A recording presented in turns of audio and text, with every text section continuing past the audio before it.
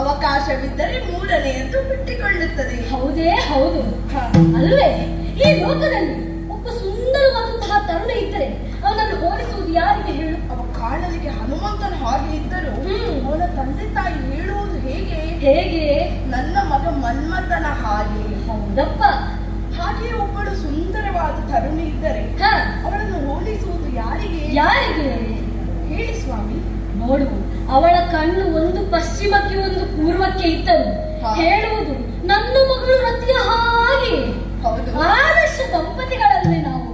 ಹೌದು ಸ್ವಾಮಿ. ಹೂವಿನೊಂದಿಗಿರುವ ಪರಿಮಳದ ಹಾಗೆ ಗೃಹಸ್ಥಾಶ್ರಮ ದಕ್ಷಪುತ್ರಿಯಾದ ನನ್ನನ್ನು ನಿಮ್ಮ ಹೃದಯ ಸಿಂಹಾಸನದಲ್ಲಿರಿಸಿ ಕಾವ ನಾನೇ ಧನ್ಯಳು ಸ್ವಾಮಿ. ನನ್ನ ಕರ್ತವ್ಯವೇ ಅದು. ಹ. ಕುಸುಮಾವತಿಯ ಅಧಿಕಾರ, ಕುಸುಮ ಶರಗಳು, ಕುಸುಮನೇತ್ರಿಯಾದಂತಹ ನಿನ್ನ ಸಂಗ, ಇರಲಿ ಸ್ವಾಮಿ. ಕುಸುಮ ಪಲ್ಲಂಗ. ಆಹಾ, ಎಂತಹ ಸೌಭಾಗ್ಯವೇ ನನ್ನದು. ಇಷ್ಟೆಲ್ಲ ಇದ್ರು ನಮ್ಮನ್ನು ದೂರವರಿತಾರಲ್ಲ. ಯಾರು ಸ್ವಾಮಿ? ಕಾಮನಿಗೆ ಕಣ್ಣಿಲ್ಲವಂತೆ ಸ್ವಾಮಿ. ಕಾಮನಿಗೆ ಕಣ್ಣಿದೆ, ಆದರೆ ಕಾಮನಿಗೆ ಕಣ್ಣಿಲ್ಲ. ಅದು ಹೌದು. ಕಾಮನಿರುವುದು ಯಾವಾಗಲೂ ರತಿಯ ಮೇಳದಲ್ಲಿ. ಕಾಮನ ನಿಜ ಸತಿ ರತಿಯಲ್ಲವೇ? ಹೌದೇ ಹೌದು. ಆಕೆಯೊಂದಿಗೆ ಇರುವುದೆಲ್ಲ, ಬೇರೆಯವರೊಂದಿಗೆ ಏನೂ ಇಲ್ಲ ಸ್ವಾಮಿ. ಷಡ್ವೈರಿಗಳಲ್ಲಿ ಮೊದಲಿಗನು ಕಾಮನಂತೆ. ಷಡ್ವೈರಿಗಳಲ್ಲಿ ಮೊದಲಿಗೆ ಕಾಮ ಇರಬಹುದು, ಆದರೆ ಪುರುಷಾರ್ಥಗಳಾದ ಧರ್ಮ, ಅರ್ಥ, ಕಾಮ, ಮೋಕ್ಷಗಳಲ್ಲಿ ಕಾಮ ಇದೆಯಲ್ಲವೇ ಸ್ವಾಮಿ? ಆದರೆ ಪತನಕ್ಕೆ ಕಾಮ ಕಾರಣ ಎಂದು ಹೇಳುತ್ತಾರಲ್ಲ. ಪತನಕ್ಕೆ ಕಾಮ ಕಾರಣವಾದರೆ ಉತ್ಥಾನಕ್ಕೂ ಅದುವೇ ಕಾರಣವಲ್ಲವೇ? ಖಂಡಿತವಾಗಿ. ಯಾರಲ್ಲಿ ಕಾಮ ಇರುವುದಿಲ್ಲ ಹೇಳು? ಹೌದು, ಎಲ್ಲರಲ್ಲಿಯೂ ಇದ್ದೇ ಇರುತ್ತದೆ. ಎಲ್ಲವೂ ಸದ್ಬಳಕೆ ಆಗಬೇಕು ಅಷ್ಟೇ. ಆದರೆ ನಮ್ಮ ಪ್ರವೇಶವಾದಾಗ ಹೇಳಿದ್ದು ಹೇಗೆ ಕೇಳಿದೀಯಾ? ರತಿಯ ಮೇಳದೊಳಿರುವ ಕಾಮನು. ಹೌದು. ನಮ್ಮ ಮೇಳಕ್ಕೆ ನಿನ್ನದೇ ಹೆಸರು. ಇರಲಿ ಸ್ವಾಮಿ, ಆದರೆ ನೀವು ಇದನ್ನು ಹೇಗೆ ಎಂದು ಬಲ್ಲಿರ? ಹೇಗೆ? ಈಗ ಒಬ್ಬರು ಕಾರ್ಯಕ್ರಮಕ್ಕೆ ಆಮಂತ್ರಣವನ್ನು ಕೊಡುವುದಾದರೆ ಹೇಗಿರುತ್ತದೆ? ಹೇಗೆ? ಶ್ರೀಮತಿ ಮತ್ತು ಶ್ರೀ, ಅದೇ ರೀತಿಯಲ್ಲಿ ಸ್ವಾಮಿ. ಆಗಲಿ, ಏನೇ ಆಗಲಿ ನಿನ್ನ ಸಾಂಗತ್ಯದೊಂದಿಗೆ ಈ ಕುಸುಮಾವತಿಯಲ್ಲಿ ಸಂತೋಷದಿಂದಲೇ ನಾವು ಕಾಲವನ್ನು ಕಳೆಯುತ್ತಾ ಇದ್ದೇವೆ. ಹೌದು. ನಾನು ಬರುತ್ತಿದ್ದ ಹಾಗೆ ಕೇಳ್ತಾ ಇದ್ದೇನೆ. ಸ್ವಾಮಿ, ಯಾರು ಸಂತೋಷಗಳಿರಬೇಕು, ಅತೃಪ್ತರಿರಬೇಕು. ಕೇಳಿಲ್ಲ ಈ ಸ್ವರವನ್ನು ಎಲ್ಲಿಯೂ ಸ್ವಾಮಿ, ಯಾರೇ ಇದ್ದರೂ ಹೊರಗಿದ್ದಲ್ಲ, ಅಲ್ಲಿ ಅಲ್ಲವೇ ನಮ್ಮ ಆಪ್ತರ ಧ್ವನಿಯ ಹಾಗೆ ಕಾಣ್ತಾ ಉಂಟು.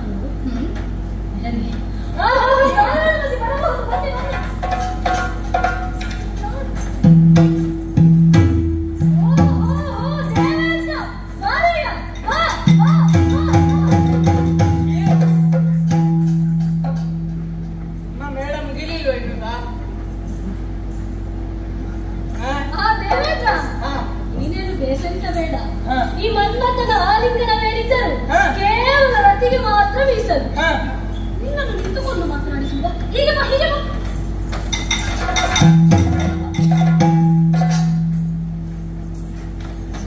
ಸ್ವಾಮಿ, ಇವ ಬಂದಿದ್ದರೆ ಏನೋ ವಿಚಾರವನ್ನು ತಂದಿರುತ್ತಾರೆ. ಏನಿರಬೇಕು? ಅವನ ಮುಖ ನೋಡುವಾಗ ಏನೋ ದೊಡ್ಡ ವಿಚಾರವಿದೆ ಎಂದು ಅನ್ನಿಸುತ್ತಾ ಇದೆ. ಸರಿ, ಅವನನ್ನು ಬೇಗ ಕಳಿಸಿ, ಬೇಗ ಮಾತನಾಡಿಸಿ ಕಳಿಸಿ. ಯಾವಾಗ ಹೋಗುದು ಅಂತ ಕೇಳಿ ಆಯ್ತು. ಅವ ಕದ್ದು ಕೇಳುವುದು ನಮ್ಗೆ ಮಾತು. ನಾನು ಹೋಗ್ತೇನೆ, ಆದರೆ ಅವನನ್ನು ಬೇಗ ಕಳಿಸಿ. ಆಗಲಿ ಸ್ವಾಮಿ, ಸರಿ. ನೋಡಿಕೊ ನೋಡಿಕೊ.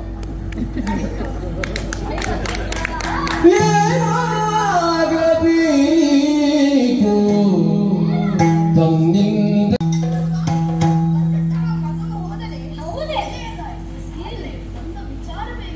ಅವ ಹೋದದ್ದು ಒಳ್ಳೆಯದಾಯ್ತು. ಈಗ ನನಗೆ ಹೋಗುವುದಕ್ಕೆ ನೀನು ಒಳ್ಳೆದು ಮಾಡಿಕೊಡು. ಏನು ಸ್ವಾಮಿ? ರತಿಯ ಗಲ್ಲವ ರತಿಯ ಗಲ್ಲವ ಏಕದಿಂದ ಮುಗಿದುದ ಏಕದಿಂದ ಅನುಗಿಸುತ್ತ ಅನುಗಿಸುತ್ತ ಹೇಳಿದ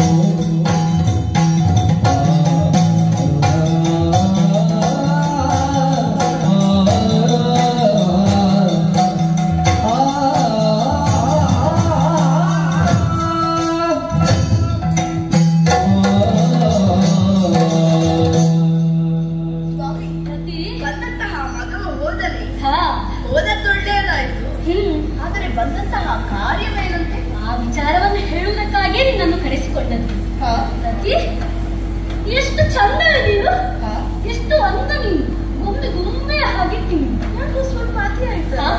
ಅತಿ ಆಯ್ತಾ? ಹೇಳ ಕಾರ್ಯವಾಗ್ಬೇಕು, ನೇರವಾಗಿ ಹೇಳಿ, ಅಷ್ಟು ಸಾಕು. ಹೆಂಗಸರಿಗೆ ಇದೆಲ್ಲ ತಲೆಗೆ ಬೇಗ ಬೀಳ್ತದೆ.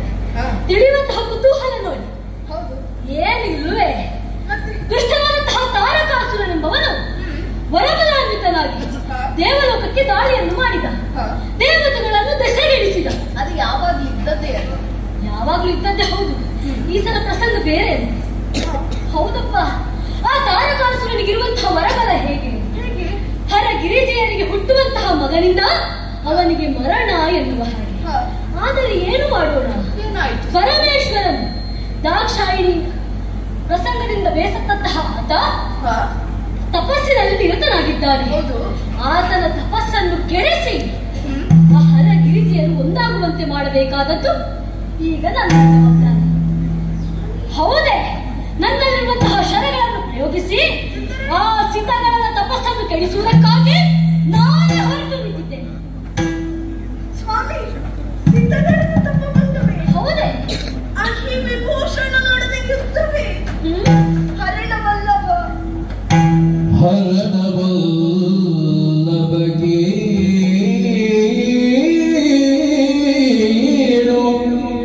ತರವಲ್ಲ ನಿನಗೆ, ಹರಣವಲ್ಲಭ ಕೇಳು ತರವಲ್ಲ ನಿನಗೆ, ತರವಲ್ಲ ನಿನಗೆ ರಮಣ.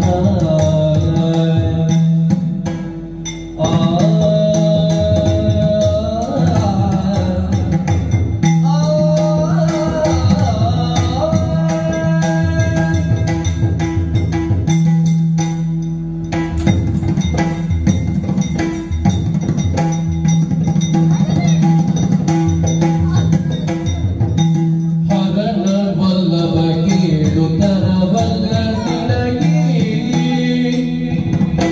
ಶಂಕರನೋಳು ಕಲಹವಿಂದು, ಶಂಕರನೋಳು ಕಲಹವಿಂದು, ಉರಿಗಣ್ಣಿಗಂಜುವುದಗಿಳ ಲೋಕವೋ, ಉರಿಗಣ್ಣಿಗಂಜುವುದಗಿಳ ಲೋಕವೋ, ಕಣ್ಣ ತೆರೆದರೆ ಸುಡುವ, ಕಣ್ಣ ತೆರೆದರೆ ಸುಡುವ ನಿನ್ನನು, ಉರಿಗಣ್ಣಿಗಂಜುವುದಗಿಳ ಲೋಕವು, ಕಣ್ಣ ತೆರೆದರೆ ಸುಡುವ ನಿನ್ನನು. ಹರಣವಲ್ಲಭಗೆ ತರವಲ್ಲ ನಿನಗೆ, ಶಂಕರನೋಳು ಕಲಹವಿಂದು, ವಲ್ಲಭ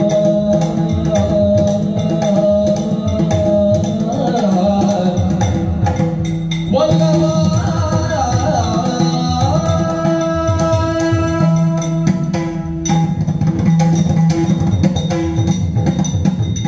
ಸ್ವಾಮಿ, ಏನು ಸಿದ್ಧಗಣದ ತಪ ಬಂದವೇ? ಹೌದೇ, ಹರಣವಲ್ಲಭ ಹೆಣ್ಣಾದವಳು ವಿವಾಹವಾಗಿ ಬರುವಾಗ ತನ್ನ ಪತಿಯನ್ನೇ ತನ್ನ ಸರ್ವಸ್ವ ಎಂದು ನಂಬಿ ಬರುತ್ತಾಳೆ. ತ್ರಿಕರಣದಿಂದಲೂ ನಿಷ್ಠರಾಗಿರು ಮಗಳೇ ಎಂದು ನಮ್ಮ ತಂದೆ ದಕ್ಷ ಕಿವಿ ಮಾತನ್ನು ಹೇಳಿದ್ದರು. ಅಂದಿನಿಂದ ಇಂದಿನವರೆಗೂ ನೀವೇ ನನ್ನ ಪ್ರಪಂಚ ಸ್ವಾಮಿ. ನಿಮ್ಮ ಹಿತಕ್ಕಾಗಿ ನನ್ನ ಸರ್ವಸ್ವವನ್ನೇ ಕೊಟ್ಟವಳು ನಾನು. ಖಂಡಿತವಾಗಿ ನಿಮ್ಮನ್ನು ನನ್ನ ಹೃದಯದಲ್ಲಿರಿಸಿದ್ದೇನೆ. ಹೆಂಡತಿಯ ಪ್ರಾಣಕ್ಕೆ ಪತಿಯೇ ಅಧಿಕಾರಿಯಂತೆ, ಪ್ರಾಣವೇ ಪತಿಯಂತೆ. ಅವನನ್ನುಳಿದು ಆಕೆಗೆ ಬದುಕಿಲ್ಲ ಸ್ವಾಮಿ. ಸ್ವಾಮಿ, ಶಂಕರನೊಡನೆ ಕಲಹವನ್ನು ಮಾಡಲು ಹೊರಟಿದ್ದೀರಾ? ಏತಕ್ಕೆ ಸ್ವಾಮಿ?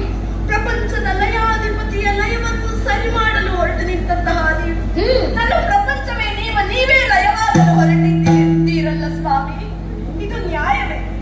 ಇದು ಸರಿಯೇ? ಸರಿ, ನಾನು ನಿಮಗೆ ಹೇಳುವುದಕ್ಕೆ ಶಕ್ತಳಲ್ಲ, ಅವನೇ ನಾನು. ಆದರೆ ಸ್ವಾಮಿ, ಏನು ದೃಷ್ಟಿಭೂತಂ ಯಸೇತ್ವ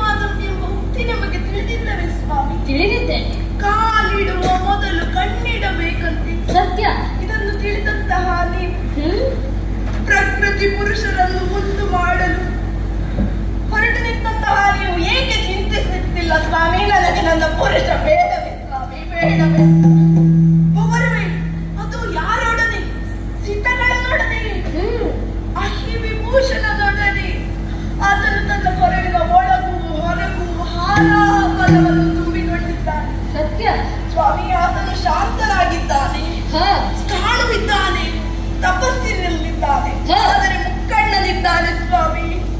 ಆತನು ಗುರಿಗಂಡಿಗೆ ಪ್ರಪಂಚವೇ ಇದಿರಿಲ್ಲ ಸ್ವಾಮಿ.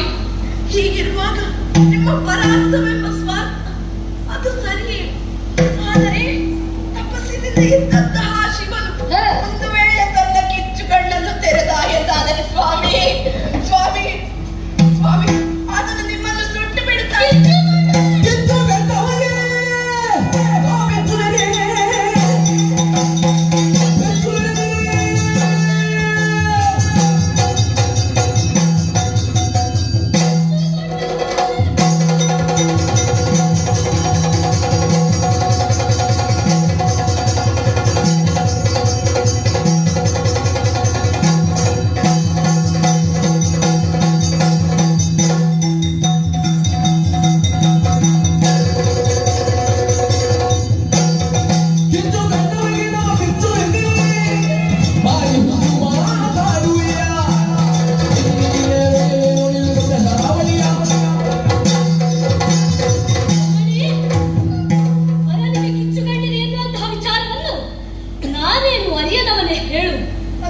ಬೆಚ್ಚುವುದಕ್ಕಾಗಲಿ ಬೆದರುವುದಕ್ಕಾಗಲಿ ನಾನು ಹೊರಟದ್ದು ಕೇಡನ್ನುಂಟು ಮಾಡುವುದಕ್ಕಾಗಿ ಅಲ್ಲವಲ್ಲ, ಲೋಕ ಕಲ್ಯಾಣಕ್ಕೆ ಬೇಕಾಗಿ. ಲೋಕದಲ್ಲಿ ಭಯವನ್ನುಂಟು ಮಾಡುವಂತಹ ಆ ಭಯೋತ್ಪಾದಕರ ನಾಶಕ್ಕೆ ಬೇಕಾಗಿ ಹರನ ತಪಸ್ಸಿನಿಂದ ಎದ್ದು ಬರಲೇಬೇಕು. ಹರ ಗಿರಿಜೆಯನ್ನು ಒಂದಾಗಲೇಬೇಕು. ನೀನೇನು ಚಿಂತಿಸಬೇಡವೆ, ನನ್ನ ಮೇಲೆ ನನಗೆ ನಂಬಿಕೆ ಇದೆ. ನನ್ನನ್ನು ಕಳುಹಿಸಿಕೊಡೆ ಸ್ವಾಮಿ. ಕುಸುಮಾವತಿಯ ಕುಸುಮಗಳಿಂದ ಪರಿಮಳವನ್ನು ತೆಗೆಯಲು ಹೊರಟಿದ್ದೀರಾ? ಇದು ಚಂದವೇ?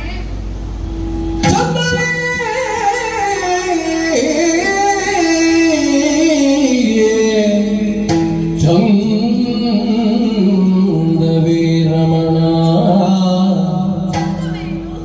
ಕೀಳ್ ಅಭವ ನೋಡನೆ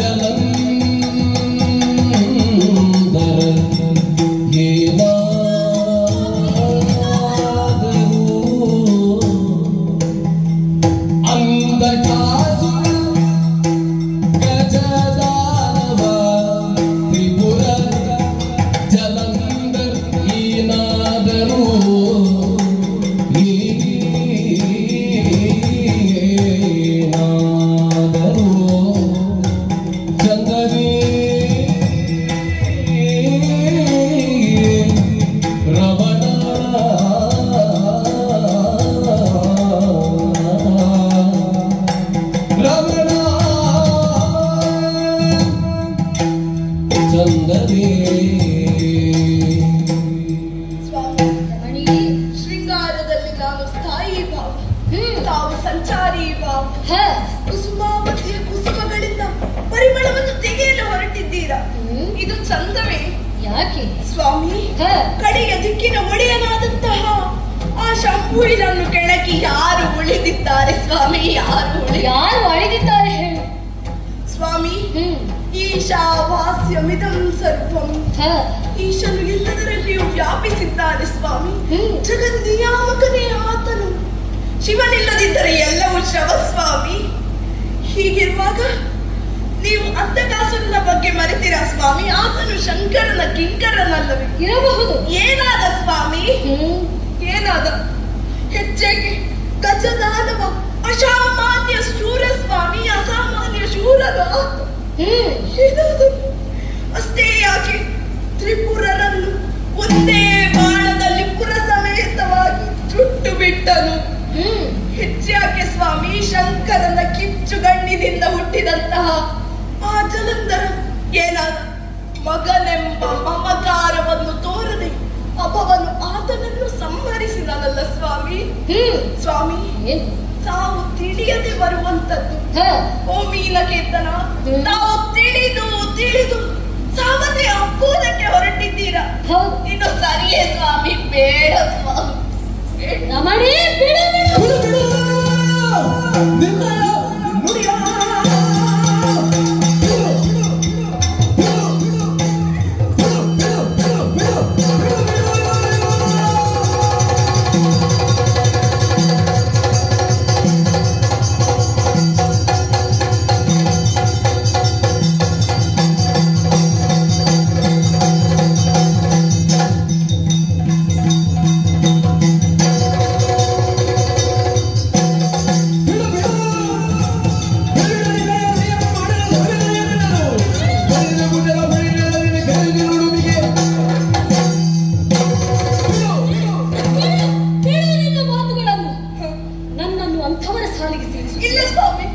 ಅಂಧಕಾಸುರನು, ತ್ರಿಪುರಾಸುರನು, ಗಜಾಸುರನು, ಗಜೇಂದ್ರನು ಅವರೆಲ್ಲರೂ ಲೋಕ ಕಂಟಕರಾಗಿ ಮೆರೆದವರು. ಅವರು ವದಾರ್ಹರೇ ಇದ್ದಾರೆ. ಆದರೆ ನಾನು ಲೋಕಕ್ಕೆ ಒಳಿತನ್ನು ಮಾಡುವುದಕ್ಕಾಗಿ ಹೊರಟವನು ನಾನು. ಪ್ರಕೃತಿ ಪುರುಷರ ಸಮಾಗಮಕ್ಕೆ ನಾನು ಈ ಕೆಲಸವನ್ನು ಮಾಡುವುದಕ್ಕೆ ಒಪ್ಪಿದವನಿದ್ದೇನೆ. ನೀನೇನು ಚಿಂತಿಸಬೇಡ. ಹರಗಿರಿಜೆಯರು ಒಂದು ಆಗಲೇಬೇಕು. ಆ ದುಷ್ಟರ ನಾಶ ಆಗಲೇಬೇಕು. ಹಾಗಾಗಿ ನನ್ನಲ್ಲಿರುವಂತಹ ಭೂಷಣಗಳನ್ನು ಪ್ರಯೋಗಿಸಿ ಆ ಪರಮೇಶ್ವರನ ತಪಸ್ಸನ್ನು ಕೆಡಿಸಿ ಬರುತ್ತೇನೆ ಕಡೆ. ಚಿಂತಿಸಬೇಡ ಸ್ವಾಮಿ. ನನಗೆ ನಿಮ್ಮ ಮೇಲೆ ನಂಬಿಕೆ ಇದೆ. ಮತ್ತೆ ಯಾಕೆ ಭಯ? ಪ್ರಪಂಚದಲ್ಲಿರುವ ಎಲ್ಲ ಅಸ್ತ್ರಗಳಿಗೂ ಪ್ರತ್ಯಾಸ್ತ್ರವೆಂಬುದು ಇದೆ, ಸತ್ಯ. ಆದರೆ ನಮ್ಮ ಪಂಚ ಕುಸುಮ ಶರಗಳಿಗೆ ಪ್ರತ್ಯಾಸ್ತ್ರವೆಂಬುದು ಇಲ್ಲ ಸ್ವಾಮಿ. ಸ್ವಾಮಿ, ತಾವು ಕಲಿಗಳು ಹೌದು, ಆದರೆ ತಮಗೆ ಈ ಶಸ್ತ್ರಗಳನ್ನು ಕೊಟ್ಟಂತಹ ಆ ಅಂತಕಾಂತಕನ ವಿರುದ್ಧ ಪ್ರಯೋಗಿಸುವಿರಾ?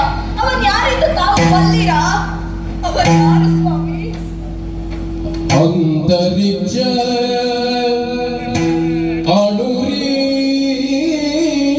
ಅಣುರೀಣು ಚರಾಚರ ಅಂತರಿಕ್ಷ ಅಣುರೀಣು ಚರಾಚರ ಚರಾಚರಾತ್ಯಂತ ತುಂಬಿರುವ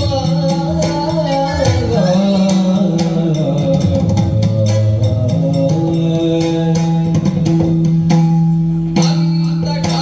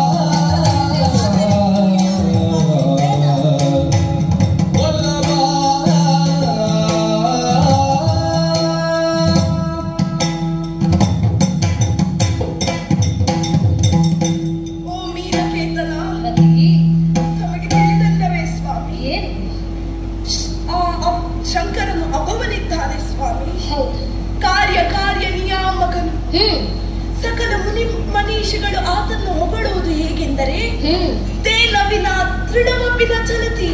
ಸತ್ಯ. ಅವನ ಇಚ್ಛೆ ಇಲ್ಲದೆ ಒಂದು ತೃಣವು ಚಲಿಸಲಾರದು ಸ್ವಾಮಿ. ಅಂತರಿಕ್ಷದಿಂದ ತೊಡಗಿ ಅಣು ರೇಣು ತೃಣ ಕಾಷ್ಟ ಸಕಲ ಚರಾಚರಗಳಲ್ಲಿಯೂ ಆದಿಯಿಂದ ಅಂತ್ಯದವರೆಗೂ ಅವನೇ ತುಂಬಿದ್ದಾನೆ ಸ್ವಾಮಿ. ಕ್ರೋಧಗೊಂಡರೆ ಯಾರನ್ನೂ ಬಿಡಲಾರ ಸ್ವಾಮಿ. ಹೀಗಿರುವಾಗ ಮಾರ್ಕಾಂಡೇಯನ ಪ್ರಕರಣವನ್ನು ಮರೆತಿರ? ಅಂತಕನಿಗೆ ಅಂತಕನಾಗಿ ಅಂತಕಾಂತಕನೆನಿಸಿದಂತಹ ಅಣೋರಣೀಯನು ಮಹತೋ ಮಹೀಯನು ಆಗಿರುವಂತಹ ಆ ಮಹಾಮಹಿಮನೊಡನೆ ಕಲಹ ಬೇಡ ಸ್ವಾಮಿ. ಸ್ವಾಮಿ, ಈ ಕುಸುಮಾವತಿಗೆ ನಮ್ಮ ಬದುಕು ಬೇಕು ಸ್ವಾಮಿ. ನಾನು ಬದುಕಿ ಇರಬೇಕಾದರೆ ನಿಮ್ಮೊಂದಿಗಿನ ಬದುಕು ಬೇಕು ಸ್ವಾಮಿ. ಅದಕ್ಕಾಗಿ ನೀವು ಬದುಕಬೇಕು ಸ್ವಾಮಿ. ಸ್ವಾಮಿ, ಇದು ತೆರಗೊಟ್ಟಿ ಬೇಡುತ್ತಿದ್ದೇನೆ ಸ್ವಾಮಿ. ಆತನೊಡನೆ ಕಲಹ ಬೇಡ. ತಾಡುವಾದಂತಹ ಆತನೊಡನೆ ಅಡುವಾದಂತಹ ನಮ್ಮ ಯುದ್ಧ ಸಲ್ಲದು ಸ್ವಾಮಿ. ನನ್ನ ಮಾಂಗಲ್ಯವನ್ನು ಉಳಿಸಿಕೊಡಿ. ನಿನ್ನ ಅಂತರಂಗ ಏನೆಂಬುದನ್ನು ನಾನು ಚೆನ್ನಾಗಿ ಅರಿತುಕೊಂಡವನಿದ್ದೇನೆ. ಆದರೆ ಏನು ಮಾಡೋಣ? ಆ ತಾರಕಾಸುರನ ಉಪಟಳವು ತಾರಕಕ್ಕೇರಿದೆ. ದೇವ ತಿಣಿಯು ದುಃಖಿಸುತ್ತಾ ಇದ್ದಾನೆ. ಲೋಕವೆಲ್ಲವೂ ಸರ್ವನಾಶವಾಗಿ ಹೋಗಿದೆ. ಹೀಗಿರುವಾಗ ನಾನು ಕೇವಲ ನನ್ನ ಬಗ್ಗೆ ಯೋಚನೆಯನ್ನು ಮಾಡಬೇಕೆ ಹೇಳು? ನೀನು ಕೇವಲ ನಿನ್ನ ಮಾಂಗಲ್ಯದ ಬಗ್ಗೆ ಮಾತ್ರವೇ ಆಲೋಚನೆಯನ್ನು ಮಾಡುತ್ತಾ ಇರುವೆ. ಒಮ್ಮೆ ಲೋಕದ ಬಗ್ಗೆ ಗಮನ ಹರಿಸಂತೆ. ಅದೆಷ್ಟೋ ಮಂದಿ ಹೆಣ್ಣು ಮಕ್ಕಳು ತಮ್ಮ ಮಾಂಗಲ್ಯ ಭಾಗ್ಯವನ್ನು ಕಳೆದುಕೊಂಡು ಕಣ್ಣೀರಿನಿಂದಲೇ ಜೀವನವನ್ನು ನಡೆಸುತ್ತಾ ಇದ್ದಾರೆ. ಅವರ ಸಿಂಧೂರ ಭಾಗ್ಯ ಉಳಿಯಲೇಬೇಕು. ಅದಕ್ಕಾಗಿ ಮಾರ ಹೋಗಲೇಬೇಕು.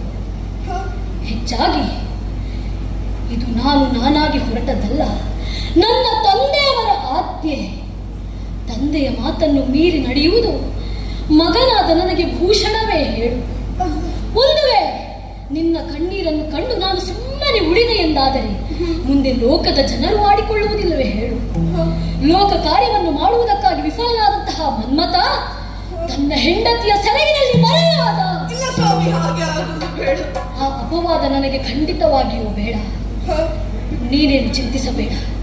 ನನ್ನ ಬಗ್ಗೆ ನನಗೆ ಪೂರ್ಣವಾದಂತಹ ವಿಶ್ವಾಸವಿದೆ. ಹರನ ತಪಸ್ಸನ್ನು ಕೆಡಿಸಿ ಬರುತ್ತೇನೆ ಎನ್ನುವಂತಹ ವಿಶ್ವಾಸ ನನಗುಂಟೆ. ಚಿಂತಿಸಬೇಡ. ನನ್ನನ್ನು ಸಂತೋಷದಿಂದಲೇ ಕಳುಹಿಸಿಕೊಡು ಸ್ವಾಮಿ. ನಿಮ್ಮ ಕರ್ತವ್ಯಕ್ಕೆ ನಾನು ತಡೆಯೊಡ್ಡಲಾರೆ ಸ್ವಾಮಿ. ಅಗಲಿಕೆ ಅನಿವಾರ್ಯ ಸ್ವಾಮಿ. ಸತ್ಯ. ತಾವು ಕಾಯ ಅಳಿದರೂ ಕೀರ್ತಿ ಉಳಿಯಲಿ ಎಂಬಂತಹ ದೃಢ ನಿರ್ಧಾರದಿಂದ ಮುಂದುವರಿಯುತ್ತಿದ್ದೀರಾ. ನಿಮಗೆ ನಾನು ತಡೆಯಾಗಲಾರೆ. ಸರಿ. ಆದರೆ ನನ್ನ ಮುಂದಿನ ಗತಿ ಏನೆಂದು ತಿಳಿಸಿ ಸ್ವಾಮಿ. ಈ ಮಹಾರನ ಸ್ಥಿತಿಯ ಗತಿ ಏನೆಂದು ತಿಳಿಸಿ ಸ್ವಾಮಿ. ಚಿಂತಿಸಬೇಡ. ನೇರವಾಗಿ ನನ್ನ ತಂದೆಯ ಬಳಿಗೆ ಹೋಗು. ಅವರೇ ನಿನಗೆ ಸೂಕ್ತವಾದಂತಹ ಮಾರ್ಗದರ್ಶನವನ್ನು ನೀಡುತ್ತಾರೆ. ನೀನಿನ್ನು ತೆರಳು. ಆದಿತ್ಯ ಸ್ವಾಮಿ, ನಿಮ್ಮನ್ನು ಕೊನೆಯ ಬಾರಿಗೆ ನೋಡುತ್ತೇನೆ ಸ್ವಾಮಿ. ಈ ಕುಸುಮಾವತಿಯ ವೀರ ಮಾರನನ್ನೊಮ್ಮೆ ಆಲಂಗಿಸುತ್ತೇನೆ ಸ್ವಾಮಿ. ಸ್ವಾಮಿ, ಈ ರತಿ ಸದಾ ಕಾಲ ಆ ರತಿಯನ್ನು ಹಿಡಿದುಕೊಂಡು ನಿಮಗಾಗಿ ಕಾಯುತ್ತಿರುತ್ತಾಳೆ ಸ್ವಾಮಿ.